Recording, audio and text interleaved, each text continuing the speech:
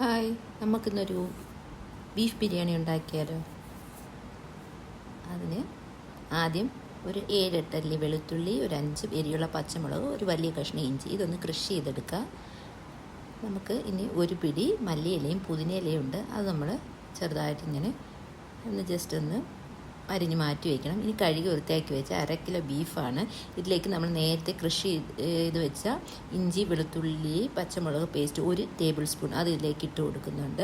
എന്നിട്ട് നമ്മൾ ഒരു പിടി മല്ലി ഇലയും ഒരു പിടി പുതിന ഇലയും കൂടെ ഇട്ട് ഇതിലേക്ക് ഇട്ട് ആവശ്യത്തിന് ഉപ്പും കൂടി ഇടണം. എന്നിട്ട് ഞാൻ 1 ടീസ്പൂണ് മഞ്ഞൾപ്പൊടിയാണ് ചേർത്തിട്ടുള്ളത്. അതിനുശേഷം 1.5 ടീസ്പൂണ് ഗരം മസാല അതും കൂടെ ഇതിൽ ചേർത്തതിന് ശേഷം ഇനി ചേർക്കാൻ പോകുന്നത് ചെറുതായിട്ട് ഒന്ന് പൊടിച്ചെടുത്ത കുരുമുളക് 1 ടേബിൾ സ്പൂൺ അതും കൂടെ ഇട്ട് ഒരു 1/2 കപ്പ് വെള്ളവും കൂടെ ഒഴിച്ച് നമുക്ക് ഒരു വേവിച്ചെടുക്കണം. ബീഫിൻ്റെ വേവ് അനുസരിച്ച് വേവിച്ചെടുക്കുക. ഇനി ഒരു സവാളയും കുറച്ച് മുന്തിരിയും അണ്ടിപ്പരിപ്പും കൂടെ ജസ്റ്റ് ഒന്ന് ഞാൻ എണ്ണയിൽ വറുത്ത് കോരി മാറ്റി വെച്ചിട്ടുണ്ട്.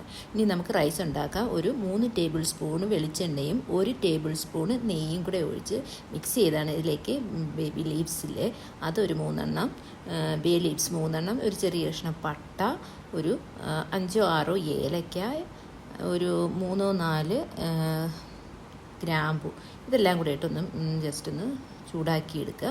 അതിന് ശേഷം നമ്മൾ ഒരു 3 ഗ്ലാസ് അരിയാണ് ഞാൻ എടുത്തിട്ടുള്ളത്. അത് ഒരു അരമണിക്കൂർ ജീരകശാല റൈസ് അത് അരമണിക്കൂർ വെള്ളത്തിൽ കുതിർത്ത് വെച്ച് വെള്ളം കളഞ്ഞിട്ടെടുത്താണ് ഇതിലേക്ക് ഇട്ട് ഒരു 2 മിനിറ്റ് ലോ ഫ്ലെയിമിൽ നമുക്കിതൊന്ന് വറുത്തെടുക്കണം.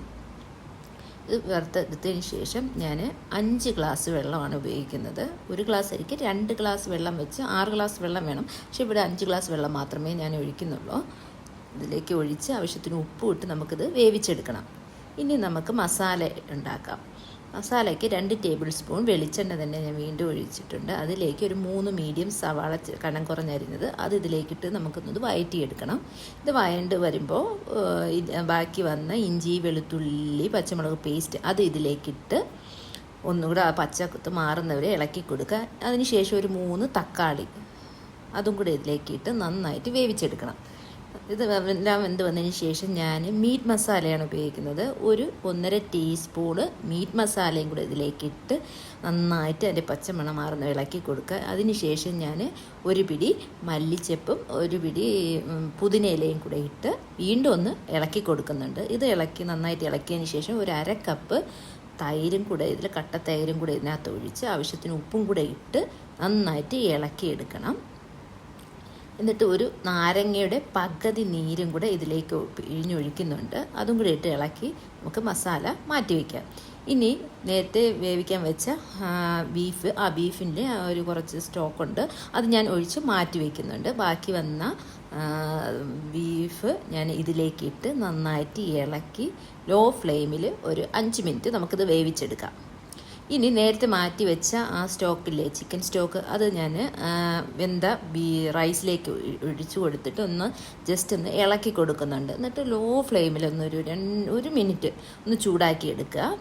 ഇനി നമുക്ക് ദമ്മിടാം. അതിന് ഞാൻ 1 ലെയർ ദം മാത്രമേ ഞാൻ ഇടുന്നുള്ളൂ. ഇപ്പോൾ അതിന് വേണ്ടി നമ്മൾ വേവിച്ച് വെച്ചിരിക്കുന്ന ബീഫിൻ്റെ മസാല ഒരു ഫുൾ ലെയർ നമ്മൾ ഇതിലേക്കിട്ട് ബാക്കി വന്ന റൈസ് ഇതിൻ്റെ മുകളിലേക്കിട്ട് നന്നായിട്ട് അടച്ച് വെക്കുക.